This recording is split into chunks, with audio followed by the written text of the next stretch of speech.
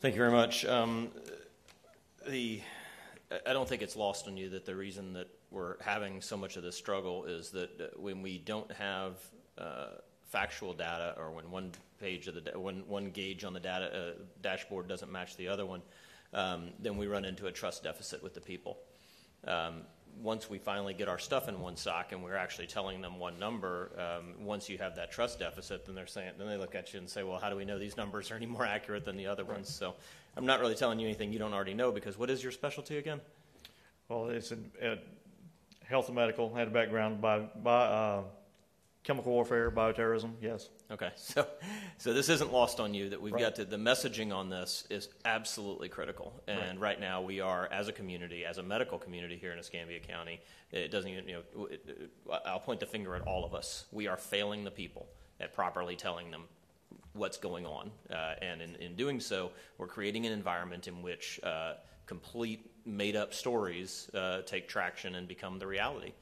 We have to fill that space with actual factual data. So that's why it is so important. And there's really, I'm looking forward to hearing people explain to me why, with all those federal and state dollars to exercise this, we're just now figuring it out that we need to do that. But then secondly, as we go to looking at this data, and this is extremely important for your conversation tomorrow, we need the data that doesn't just tell the story that wants to be told. We need the data that allows us to track trend lines so that we can say, here's where we are today, and it is trending in this direction or that direction. Because as those trend lines shift, that's when this board might need to come back together and meet and make other decisions. Those trend lines are what's going to define it. If we are denied access to the data to be able to see those trend lines, then we're unable to do the job that the people elected us for. So I'm very much looking for that. Then this last thing that I wanted to touch base on was Lumen, this organization that you're talking with, these are not the people that are associated with South Palafox Properties, are they?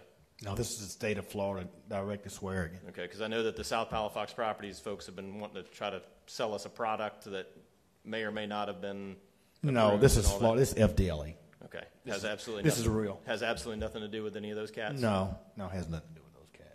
All right.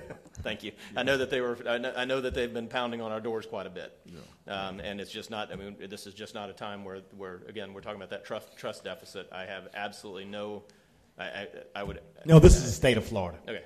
Absolutely no way that I would be able to. FDLE has equipment that have analyzers for COVID-19. Okay. And certainly, and I know where you're and what at. we're trying to do, that they are getting those out, regardless they're going to go, but South Florida is grabbing at all of them. So we're trying to do a collective effort to get to Tallahassee to see can we get some for Pensacola. Yeah, they are the big bully in the financial room. Yeah, so no doubt about it. So, and I'm glad to see that we're working on that. And I'll tell you, for myself, you'll have my complete support as long as we don't start getting into relationships with folks that have had. Well, I don't. Yeah, we're wanting the state to send them. We're not talking about spending any money. Outstanding. Thank you very much. That's all I have. Thank you, Mr. Chairman.